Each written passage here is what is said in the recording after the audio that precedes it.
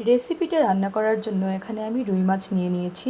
Actually রেসিপিটা কাতলা মাছে ভালো হয়, বাট জানি না কেন আজকে কোথাও কাতলা মাছ পাওয়া যাচ্ছে না। অনলাইনেও পাইনি, দোকানে গিয়েও পাইনি। জানেন তো আপনারা ব্যাঙ্গালোরে কত সমস্যা। আমাদের ওখানকার খাবার পেতে গেলে অনেক কষ্ট করতে হয়, অনেক দূর যেতে হয়। তো আমাদের বাড়ির কাছে একটা মাছের দোকান আছে, খুব বেশি দূরে নয়। সেখান থেকেই আমি কাতলার বদলে রুই মাছই নিয়ে চলে এসেছি। এবারে আমি রুই মাছ দিয়ে রেসিপিটা করব। তো এখানে মাছের মাথা আর মাছের ডিমটা আমার লাগবে না, এটা আমি আমাদের পেটের জন্য রেখে দিয়েছি। এটা আমার পেট খাবে। আর এই সব থেকে ছোট্ট পিসটা, এটা আমার ফেভারিট একটা পিস মাছের। এটা আমি নিয়ে নিয়েছি, দুপুরবেলা এটা আমি ভাজা খেয়ে নেব।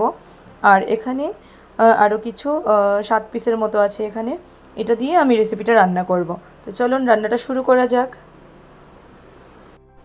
তো প্রথমেই মাছগুলোকে ম্যারিনেশন করার জন্য এর উপরে কিছুটা লবণ দিয়ে দিচ্ছি। এটা দিয়ে মাছটাকে ম্যারিনেট করব। তারপর এর মধ্যে দিয়ে দিচ্ছি গন্ধরাজ লেবুর রস। একটু ভালো করে দেবেন যেন সব মাছগুলো অবজার্ভ করতে পারে এই লেবুর রসটা। তারপর এর মধ্যে দিয়ে দিতে হবে গোলমরিচের গুঁড়ো। এটাকে ভালো করে মাখিয়ে নিয়ে ম্যারিনেশন করে রেখে দিতে হবে 1 ঘন্টার মতো। এবার কড়াইয়ে তেল গরম করে তার মধ্যে একটু একটু নুন ছিটিয়ে দিচ্ছি। তো নুনটা ছিটিয়ে দিলে কি হয়, মাছটা যখন ছাড়বো এগুলো বাইরে চলে আসবে না, তেলটা ছিটকেবে না।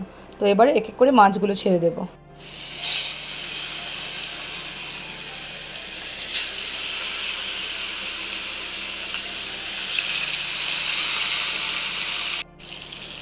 যেহেতু তার মধ্যে হলুদ দেয়নি, মাছগুলোর মধ্যে হলুদ দেওয়া হয়নি, তাই এগুলোকে একদম লাল লাল করে ভেজে নিতে হবে। এপিট ওপিট ভালো করে লাল লাল করে ভেজে এগুলোকে তুলে নেব। মাছগুলো আমার লাল লাল করে ভাজা হয়ে গেছে। এবার এগুলোকে আমি তুলে নেব এক এক করে।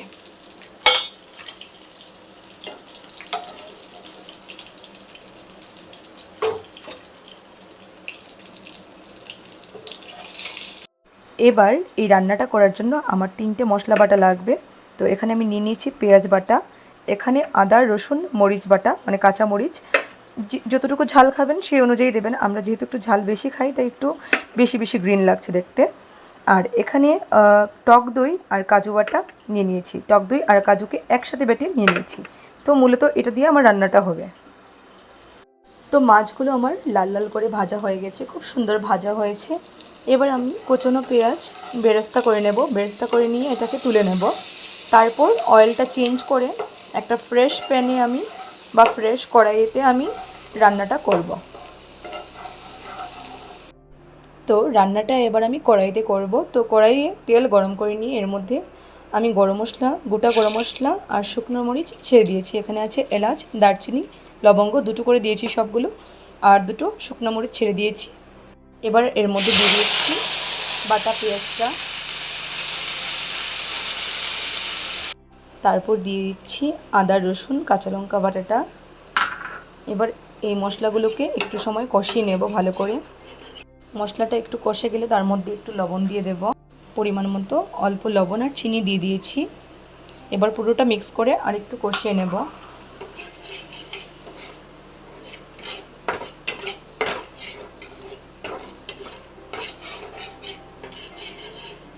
কাজু আর টক দই বাটাটা আমি একটু বেশি করে নিলাম, যেহেতু আমাদের একটু গ্রেভিটা বেশি হবে, তাই এটা পুরোটাই দিয়ে দেবো এখানে। এটাই আমাদের গ্রেভি হবে, গ্রেভিটা একটু ঘন রাখবো, তাই এটা একটু বেশি পরিমাণে নিয়ে নিয়েছি। এবার এটাকে যতক্ষণ না তেল ছাড়বে ততক্ষণ কষাতে থাকবো আমি এখানে ভালো করে। গ্রেভিটা আমার প্রায় হয়েই এসছে। এবার এখানে এক এক করে মাছগুলো আমি ছেড়ে দেব।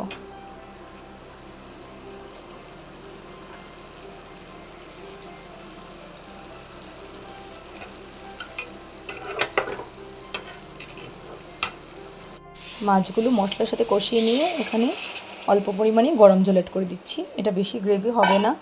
তো এটাকে এখন ভালো করে নাড়িয়ে চাড়িয়ে নিয়ে ঢেকে দিয়ে দেব। ভালো করে এটা জাল উঠলে তারপর চেক করব।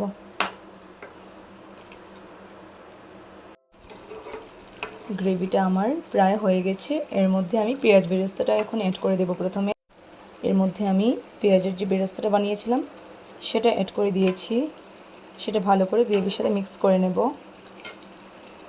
দেব সামান্য ঘিটা ভালো করে গ্রেভিটার সাথে অ্যাড করে দিচ্ছি। আর দিয়ে দিলাম অল্প আমার হোমমেড গরম মশলা। এটাও ভালো করে মিক্স করে দিয়ে গ্রেভিটাকে নামিয়ে নেব। আর কিছু এখানে অ্যাড হবে না, এই শেষ এখানেই। দেখুন গ্রেভিটা আমি নামিয়ে নিলাম। আমি একটু টেস্ট করে দেখেছি, গ্রেভিটা অত্যন্ত সুস্বাদু হয়েছে। অবশ্যই আপনারা বানিয়ে ট্রাই করে দেখবেন, স্বাদটা ভুলবেন না, কথা দিলাম অনেক ভালো লাগবে। তো আজকের ভিডিওটা এই পর্যন্তই। খুব তাড়াতাড়ি দেখা হবে পরের আরেকটি ব্লগে। সবাই ভালো থাকবেন, সুস্থ থাকবেন। আর ভালো লাগলে আমার ভিডিওটা লাইক, কমেন্ট, শেয়ার করে দেবেন। বাই, সবাই ভালো থাকবেন।